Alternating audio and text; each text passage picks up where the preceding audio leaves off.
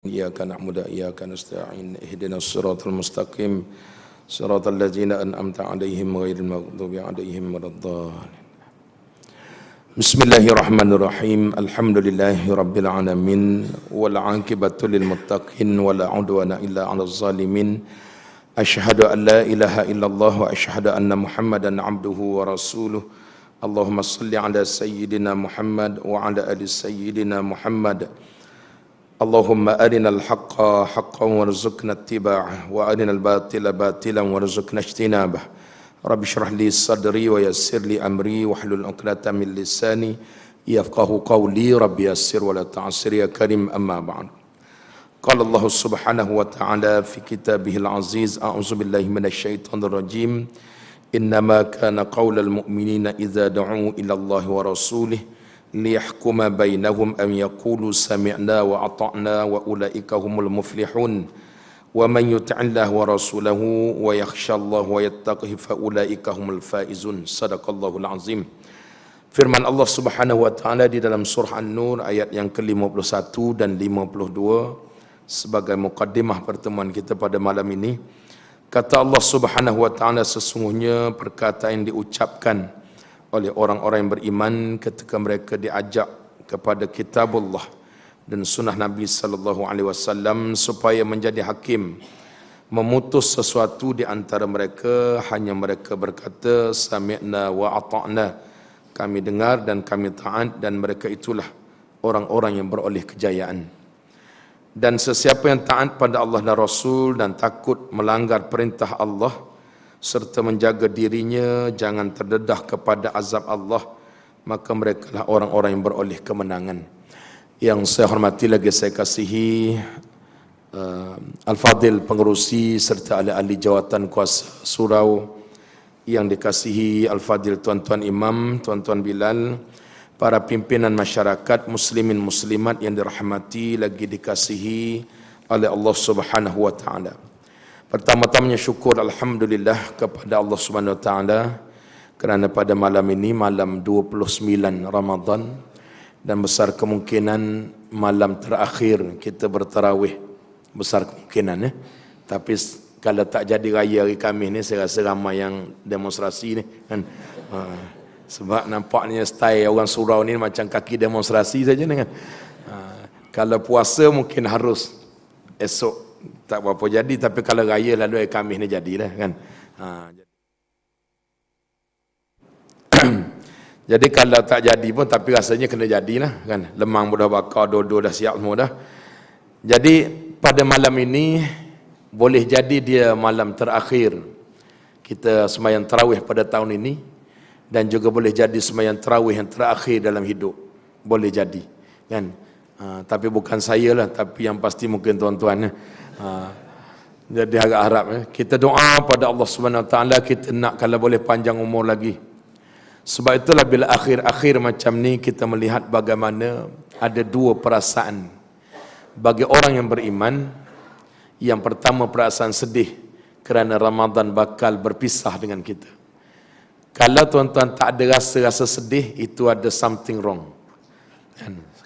Sebab kalau ada orang setengah gembira sangat kan, gembira sangat. Sebab apa? Dia kata bebas daripada bulan yang memeritkan. Tapi kalau orang beriman, kita tak kata tak boleh nak bergembira. Nabi juga suruh pada hari raya kita bergembira. Cuma nak beza, gembira pada hari raya bukan kerana tamatnya puasa, bukan kerana habisnya bulan puasa yang mencengkam jiwa, tapi kerana gembira kerana menyelesaikan suatu amanah Allah di dalam Ramadan dengan jayanya. Yang kedua, sedih kerana nak berpisah dengan Ramadan. Sayyidina Umar Al-Khattab radhiyallahu anhu ketika mana akhir Ramadan macam ni, dia sebut, kekasih aku bakal meninggalkanku, tapi aku belum tentu tahun depan boleh berjumpa dengan kekasihku kembali. Dia gambarkan Ramadan ni bagaikan seorang kekasih yang sering dirindui, yang sering diharapkan kedatangannya, yang sangat-sangat dinantikan. Sebab itulah para sahabat Nabi 6 bulan sebelum datang Ramadan mereka sudah doa agar harapan umur yang ada dapat jumpa dengan Ramadan. Wa ballighna Ramadan, sampaikan kami pada Ramadan.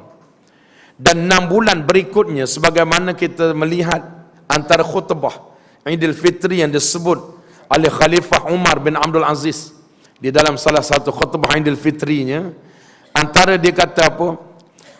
Telah pergi bulan yang begitu mulia Ramadan Al-Mubarak. Telah kita laksanakan 30 hari berpuasa. Telah kita laksanakan 30 hari solat tarawih. Telah kita lakukan banyak sedekah. Telah begitu banyak tadarus Quran yang telah kita lakukan.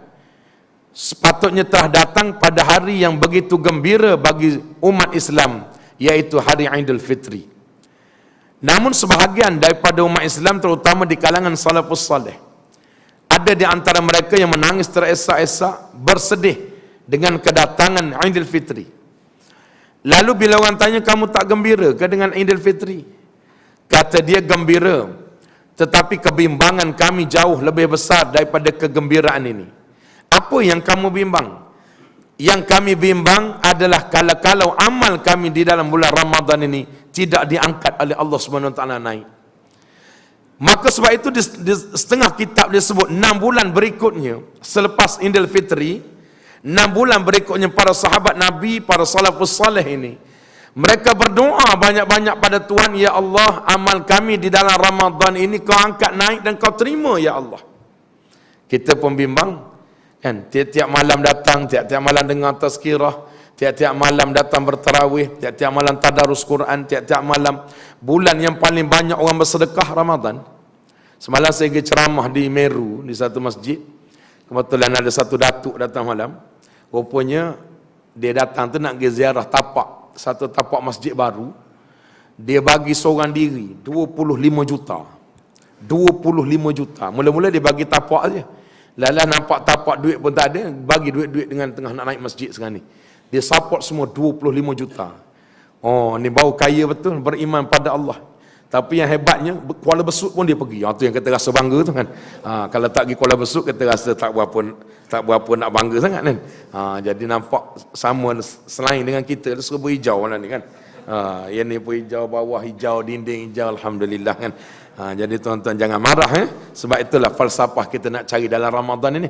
Baik, dalam masa lebih kurang 20 minit ini, saya nak sebut pada peringatan pada diri saya dan tuan-tuan sekalian, apakah nilai-nilai, soalan orang tanya, bagaimana kita nak mengekalkan kesinambungan ataupun nak meneruskan amalan kita yang hebat selepas Ramadan, keluar daripada Ramadan ini. Ramai orang berhenti saja masuk 1 Syawal, full stop. Yang rajin baca Quran masuk 1 Syawal berhenti. Yang datang masjid masuk 1 Syawal tak datang dah. Kalau tak percaya tengok pagi subuh, pagi 1 Idul Fitri, tak datang dah, duk bakar lemang, pukul 4 pagi tak celik pagi. Pukul 9 pagi main subuh. Mayang Idul Fitri pun terlepas kan. Baik. Yang rajin sedekah, hilang sedekah dah. Yang rajin buat kebajikan, dia berhenti kat situ. Baik, bagaimana cara kata ulama kita nak teruskan kesinambungan ini agar 11 bulan yang berbaki macam kita duduk seolah-olah beribadah dalam bulan Ramadan, walau ganjarannya tak sama dengan Ramadan. Sebab tu tuan-tuan, saya nak ajak diri saya dan tuan-tuan sekalian agar malam ni, besok, sehari lagi, mudah-mudahan gunakan ruang yang terbaik ini untuk buat apa saja amal, terutama doa agar Allah SWT bebas diri kita daripada neraka Allah, agar Allah anugerah syurga dan Allah ampunkan semua dosa-dosa kita. Malam ini, besok. Puasa, sebab kerana 2 ibadah yang besar dalam Ramadan ini. Yang pertama dipanggil as-siyam, yang kedua dipanggil qiyam. Siyam, qiyam. Dua-dua ni besar, dua-dua ada hadis sahih, dibebaskan neraka. Man shama ramadana, man qama ramadana, dua-dua akan dapat keampunan Allah Subhanahu wa taala. Baik. Antara yang ditekankan, nilai-nilai yang kita kena bawa keluar daripada bulan Ramadan ini, antara falsafah terbesar ibadah puasa ini adalah untuk mengajak kita takut kepada Allah. Takut pada Allah. Mana bukti takut? Baik, esok saya cadang, saya cabar tuan-tuan, kalau berani pukul 6.30 petang buka puasa. Kan? Siapa berani kan? 6.30. Ataupun sahur esok, pagi esok sahur, start pukul 7.50 kan? Lepas sembahyang subuh balik, baru ajak anak-anak memang pakai sahur 7.50 pagi. Siapa berani? Kan? Tak berani sebab syariat Allah kata macam tu. Kan? Mesti puasa sahurnya sebelum daripada azan subuh. Habis tu yang imsak tu boleh ke? Imsak tu amaran oren. Macam kita buat lampu traffic light, oren kita lawan lagi. Merah kita langgar kan. Tapi dalam Ramadan dah azan subuh tak boleh dah kan. Dia tanya pula, apa hukum ustaz langgar traffic light merah tadi? Kata kalau langgar aksiden mampus sajalah kata. Itu. Jadi oren sampai. Ataupun esok berani tak? Semayang Zuhur esok, kunci bilik, duduk dalam bilik rapat-rapat kunci. Semayang Zuhur 1 rakaat. Siapa berani? Manusia tak nampak, semua tak nampak. Tak berani sebab syariat Allah. Ni bagi orang yang beriman, didikan paling besar. Tak berani semayang 4 nak buat 1 sebab takut pada Allah. Orang yang tak tutup aurat, mereka ni tidak takut pada Allah. Orang yang tidak berjuang Islam, mereka ni tidak takut pada Allah. Orang yang tak puasa, tak laksana syariat Islam, apatah lagi langgar peraturan perintah Allah, larangan Allah mereka buat. Semua ini adalah orang yang tidak takut pada Allah. Sebab tu di dalam akidah Islam, antara paksi penting adalah takut pada Allah. Sebab tu di dalam agama disebut awaluddin ma'rifatullah. Awal agama ni takut pada Allah. Maka sebab tu tarbiyah puasa ini, kata Profesor Dr. Wahbah Az-Zuhaili di dalam membahaskan ayat 183 suratul Baqarah, mengapa Allah datangkan ibadah puasa? Sebab nak didik manusia agar takut pada Allah. Takut pada Allah. Kerana ibadah lain tak semayang orang nampak, tak tutup aurat nampak, minum arak nampak. Tapi kalau puasa, tuan-tuan makan nasi 3 bungkus dalam bilik tidur, petang datang buka puasa sini buat nampak bibir kering kan. Padahal kan air liur menitik, padahal 3 bungkus dah nasi. Siapa nak tahu? Kan? Ini dia panggil tarbiyah takut pada Allah.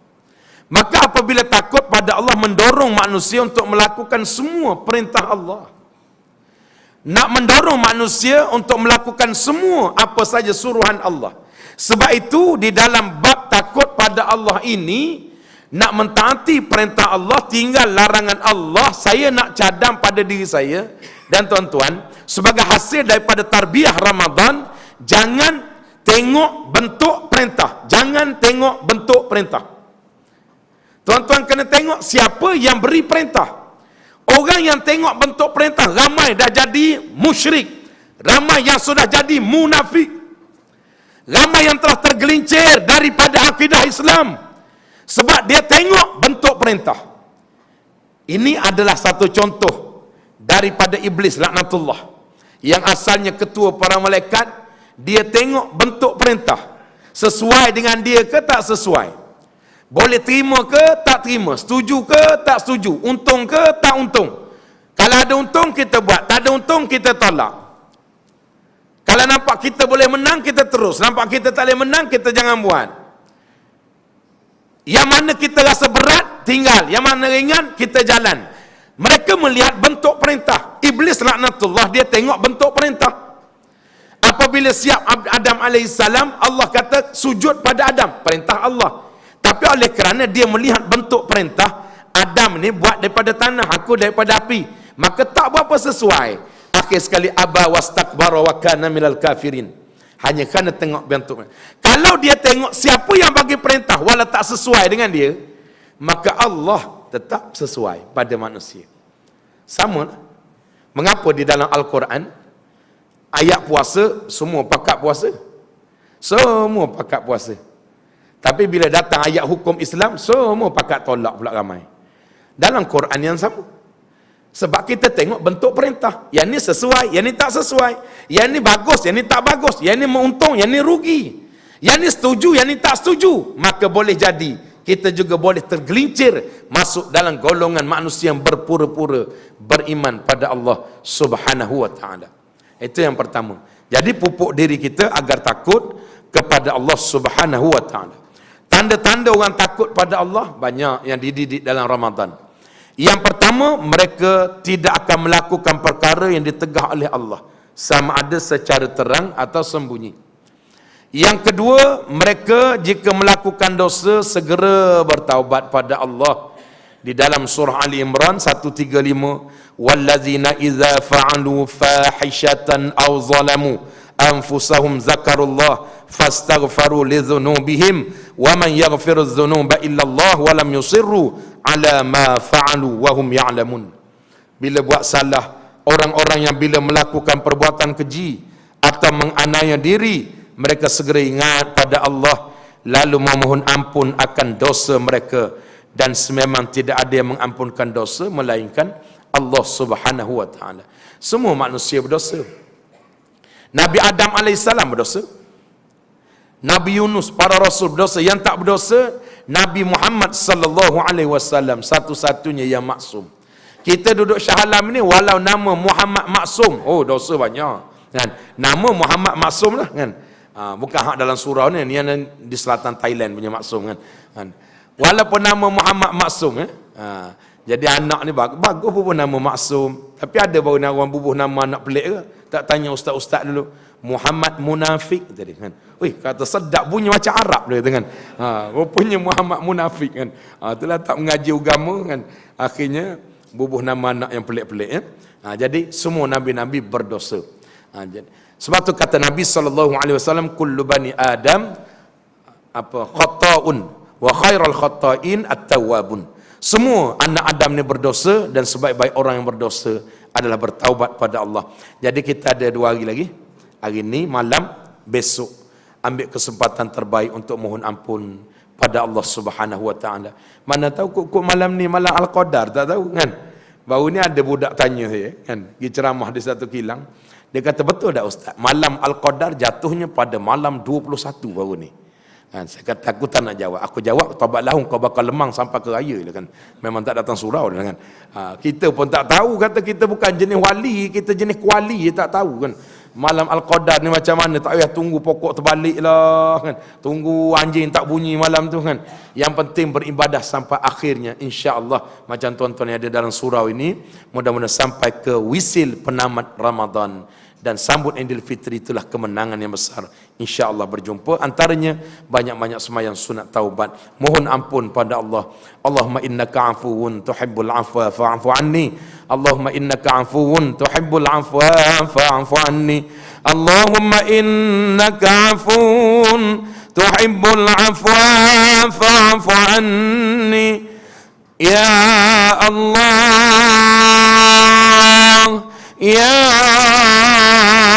Allah, Ya Zal Jalali wal Ikram, Ya Zal Jalali wal Ikram. Minta dengan Allah SWT. Mungkin malam ni mudah-mudahan yang terakhir sakit baki Ramadan, Allah angkat dosa kita, insya-Allah. Kemudiannya mereka orang yang takut pada Allah akan sentiasa melaksanakan kebajikan dan mencegah keburukan, dan mereka juga istiqamah dengan amal-amal Islam. Baik, nilai yang kedua yang kita nak bincang pada malam ni, ada 10 minit lagi. Nilai yang kedua adalah dipanggil nilai yang kita kena bawa luar Ramadan, nilai fastabiqul khairat. Di dalam bulan Ramadan ni perasan tak kita rasa macam nak berlumba-lumba, rasa macam seolah-olahnya, rasa macam seronoknya ibadah, seronoknya baca Quran, seronoknya berdoa, seronoknya bangkit malam, seronoknya infak fi sabilillah, seronoknya buat kerja amal, bantu orang miskin, bantu anak-anak yatim, rasa seronok, berlumba-lumba. Inilah rahsia para sahabat disebut oleh Nabi SAW boleh masuk syurga kerana antara sifat mereka fastabiqul khairat. Allah SWT menyebut di dalam Al-Quran surah Al-Baqarah 148. Kata Allah Subhanahu wa taala, "Walikullin wijhatun wa muwalliha fastabiqul khairat aynama takunu ya'ti bikumullahu jami'a innallaha ala kulli syai'in qadir." Allah SWT kata, dan bagi tiap-tiap umat ada kiblatnya masing-masing. Oleh itu berlumba-lumbalah kamu mengerjakan kebajikan, Kerana di mana saja kamu berada, Allah tetap akan bawa kamu semua berhimpun pada hari kiamat menerima balasan. Tengok dalam Quran punya banyak ayat mengingatkan kita mengenai hari kemudian. Yang kita dok baca dalam semayang, Maliki Yaumiddin, Tuhan yang berkuasa pada hari kemudian. Ada setengah menafsirkan Tuhan yang berkuasa pada hari agama, kerana benda lain semua tak berguna belaka kecuali perkara agama yang berguna, yang akan dibawa untuk boleh menyelamatkan kita di akhirat. Jadi sebab itulah kalau kita tengok Nabi SAW sebut awwaluhu rahmah wa awsatuhu maghfirah wa akhiruhu itqum minan nar. Sekali lagi dia bawa minda kita, minda akhirat. Kita baca surah Yasin, inna ashabal jannatil yawma fi syughulin fakihun hum wa azwajuhum fi zilalin 'alal araik muttaqi'un. Sekali lagi orang duduk dalam syurga sibuk semua, sibuk dengan kenikmatan. Saya pergi ceramah ada kilang di seberang sana baru ni, seberang jalan ada. Ada satu budak tanya, dia kata, Ustaz, apa makanan paling sedap di dalam syurga? Kata, engkau ni kira mentah kedarah. Bulan puasa pun kira makan, bulan masuk syurga pun nak kira makan. Tak apalah kan. Tadi Pak Imam kita ada baca dalam ustaz kita ni, macam Sa'ad Al-Ghamidi pula rasa macam duduk di Mesir pula ni mayang kan. Jadi alhamdulillah. Isyak tadi dia baca wa yusqauna fiha ka'san kana mizajuha zanjabila.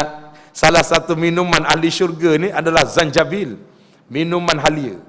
Minuman halia. Dalam syurga ada apa lagi? Dalam syurga ada sungai arak. Sebab tak minum sungai arak atas dunia, Allah bukan buat 7-Eleven jual arak lagi, bukan buat kilang, bagi sungai terus dah minum arak kan. Duduk dalam syurga, sebab tu dipanggil inna ashabal jannah al-yawma fi syughulin fakihun. Orang duduk dalam syurga ni dia sibuk semua, sibuk dengan menikmati sesuatu yang tak pernah jumpa. Kat sini jumpa kilang kasbah kan, kat sana jumpa sungai arak terus. Subhanallah. Pak Bilal kita terjun terus masuk dalam tu kan. Kita tanya berapa lama dah duduk dalam ni? 3 minggu dah tak bangkit dia tu. Bila nak naik lagi 3 minggu baru naik, nak mandi sepuas-puas dia kata kan. Tu dalam syurga kan. Dalam syurga sungai susu, dalam syurga ada sungai madu. Kat sini dok beli madu aja, walaupun orang asli jual belum tentu asli kan. Yang jual tu orang asli dah. Saya ini orang asli ni, Cameron Island, belum tentu asli tu, campur dengan gula separuh dah kan. Belum tentu lagi kan. Akhirnya dia ajar kita, encik mau tahu cara mau itu tahu madu asli? Kata boleh lah kata. Dia kata kalau taruh atas kuku tak jatuh, kalau taruh dalam peti air tak beku, letak kat luar semut tak datang. Saya kata kat dia tu tak berapa asli lagi. Nak tahu madu asli, kita bawa balik rumah, isteri kita marah, itu yang paling asli kata. Tuan-tuan ada berani kan? Tuan-tuan sebut saja macam saya kan, saya pun tak berani kan. Baik ya. Jadi tuan-tuan, fastabiqul khairat. Inilah para sahabat Nabi SAW yang dididik agar berlumba-lumba dengan kebaikan. Kita tengok di kalangan para sahabat ini, sebab tu dia berlumba dalam buat amal. Salah satu kisah yang biasa kita dengar, Saidina Abu Bakar dengan Saidina Umar. Nabi perintah nakkan harta benda untuk jihad. Umar berlari, takut Abu Bakar sampai dulu. Berlari ni, berlari sebutkan Nabi, anak bagi separuh. Separuh lagi, Nabi kata separuh lagi untuk anak bini. Dia balik lega, aku sampai dulu pada Abu Bakar, dia kata. Tengah jalan nampak selisih dengan Abu Bakar pergi. Tak sedap hati dia ikut pergi nak dengar Abu Bakar bagi berapa ringgit kan. Sampai situ Abu Bakar kata, ya Rasulullah, anak bagi semua sekali. Tercengang Saidina Umar. Aku rasa aku pergi awal dah, dapat kaku dah hari ni lebih. Rupanya dia pergi lewat, dia bagi semua sekali. Bila dia tanya apa yang ada untuk anak isteri kamu, Allah dan Rasul saja ada. Umar balik jalan letak tangan atas gini kan. Sebab apa?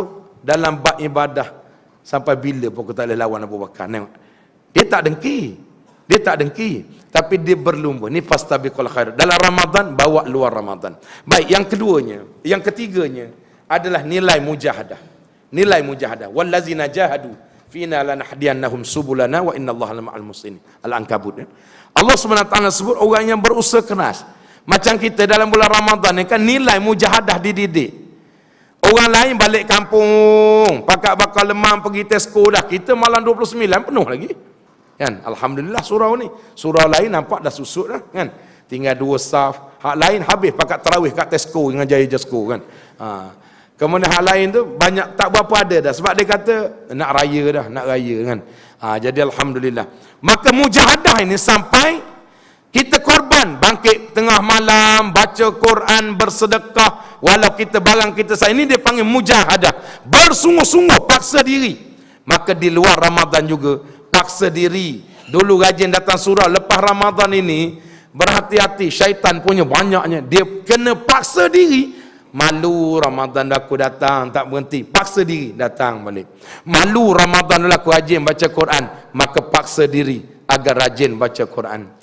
Dulu dalam Ramadan rajin aku buat amal-amal saleh, berdoa dan sebagainya, maka sambung balik. Ini dipanggil nilai mujahadah yang patut ada pada kita nak mengekalkan ibadah Ramadan. Yang keempatnya dipanggil nilai istimrariyah ataupun istiqamah, berterusan. Kerana Nabi SAW pernah ditanya, apakah amalan yang paling dicintai Allah? Lalu Nabi jawab, amal yang dilaksanakan secara berterusan, walaupun sikit. Tiap-tiap hari mengambil berkat Ramadan, maka tiap-tiap hari 10 ayat Quran atau 1 muka ayat Quran. Tiap-tiap hari lebih baik daripada bulan Ramadan 30 juzuk habis. Kemudian Ramadan tahun depan baru jumpa pula, kan? Tutup terus sampai berdebu habis, kan? Ini tak kena, kan? Bersedekah walaupun sikit tapi berterusan. Berzikir walaupun sikit tapi berterusan, jauh lebih baik daripada banyak full stop terus. Itu tidak disukai oleh Allah Subhanahu wa taala. Dipanggil nilai istiqamah. Mana nilai itu dibawa dalam Ramadan? Barang siapa istiqamah bersama amalannya, sama ada puasa dan qiyam, maka sepanjang Ramadan akan diampunkan dosa, akan berjumpa dengan malam Al-Qadar. Maka sebab itu nilai istiqamah itu kita bawa di luar Ramadan. Mudah-mudahan Allah SWT ampunkan dosa-dosa kita dan kekal kita amal sampai seumur hidup kita. Tuan-tuan tengok baru ni kan, mungkin ada ustaz lain dah cerita dan tuan-tuan pun dah tengok gambar dah, yang Tok Siak kita mati dalam masjid kat Bangi, kan? Mati, kan? Kita tak tahu lagi nak mati kat mana, kan? Dia mati dalam hari 23 Ramadan, mati pula tengah puasa, mati pula baru lepas semayang, mati pula tengah semayang pula ada wuduk, tengah ada wuduk pula tengah sujud, nyawa dicabut. Subhanallah, kan? Tu antara mudah-mudahan, walaupun kita tak kata mati dalam masjid itu satu lambang masuk syurga. Tak, ada orang mati dalam masjid masuk neraka pun ada, kan? Mana bukti dia, kan? Pukul 3 pagi malam 27 Ramadan mati dalam masjid atas mimbar pula tu mati. Lagi hebat, kan? Orang habis satu kampung kata, "Woi, bagusnya mah nak kau mati atas mimbar malam 27 Ramadan pukul 3 pagi." Rupanya anak dia datang nak curi tabung surau punya, kan? Tengah-tengah pecah tu jatuh kipas angin apa mati atas mimbar tu, kan? Tu jenis tu walaupun mati dalam masjid belum tentu masuk syurga, kan? Tapi itu tanda-tanda baik, tanda-tanda baik. Kita tak tahu lagi, tak lama dah kita pun nak kembali pada Allah. Tuan-tuan mintalah dengan Tuhan, kan? Saya pun minta dengan Tuhan, ya Allah, kau matikan aku pada hari yang baik, di tempat yang baik, di waktu yang baik, dalam keadaan kau ampun dosaku dan dalam keadaan husnul khatimah. Minta tiap-tiap 5 waktu, insya-Allah. Mudah-mudahan Allah beri kita kematian yang mulia. Mudah-mudahan dengan dosa kita yang banyak, dengan amal kita yang sikit, rahmat Allah datang mencurah-curah. Mudah-mudahan macam tu, ya. Baik. Sebab tu dia tu kerja Tok Siak, ya, yang kat Bangi tu. Tok Siak ni orang tak berapa nak jadi Tok Siak ni, kan? Kalau orang tanya, "Cik kerja apa?" "Saya imam." Oh, lain jawapan dia, kan? "Awak?" "Pengurusi surau." Kan? Bukan surau sini lah, surau lain, kan? "Awak?" "Bilal." "Alhamdulillah, Bilal lain, kan?" "Awak?" "Tok Siak je." Tadi je tu 10 harakat, kan? Sebab apa? Sebab rasa Tok Siak, kan? Baik, tuan-tuan balik kan tengok kitab, kalau ada kat rumah, kitab Jawahar Mauhub, di dalam bab kelebihan masjid, tuan-tuan akan jumpa hadis Nabi yang mengisahkan siapa yang datang surau, datang masjid zaman Nabi tu pakai pelita, menerangi rumah Allah dengan cahaya, Sekarang ni tak ada pakai pelita dah, pakai current ni, pakai current. Maka jawatan ni tok siap punya. Kan datang petik suih dengan. Siapa menerangi rumah Allah, selagi mana orang beribadah, selagi itu pahala mengalir buat dia. Allahu Akbar. Saya rasa pemilihan surau tahun depan tok siap saja 400 calon kan. Sedulu orang tak nak kan. 400 calon. Oh, lebih apanya kan. Tapi ada satu pahala lagi balik potong tok siap. Balik-balik tok siap dapat, kita tak dapat. Apa pahala dia? Tuan-tuan bayar bil elektrik surau. Selesai masalah. Tok siap tukang petik saja, aku tukang bayar saja. Cakap ke tok siap macam tu kan. Betul tak? Kalau ada mungkin 1000 bil atau 500, kongsi lah 10, 20 orang, 30 orang. Dia panggil geng elektrik kan. Sampai mati bayar. Betul? Tuan-tuan, baru ni di PJ ada seorang, dia nak bayar. Bila sebut pasal hadis Nabi tu, cepat dia, lepas tu dia jumpa pengurusi masjid. Bil elektrik masjid dekat 3,000 sebulan. Dia kata, Tuan Haji Nazir, saya akan bayar bil elektrik masjid ini sampai saya mati. Sampai saya mati. Jangan bagi orang lain bayar. Jadi ini satu peluang untuk buat amal. Walaupun siapa kita tidak penting. Yang penting adalah nilai takwa kepada Allah Subhanahu Wa Taala.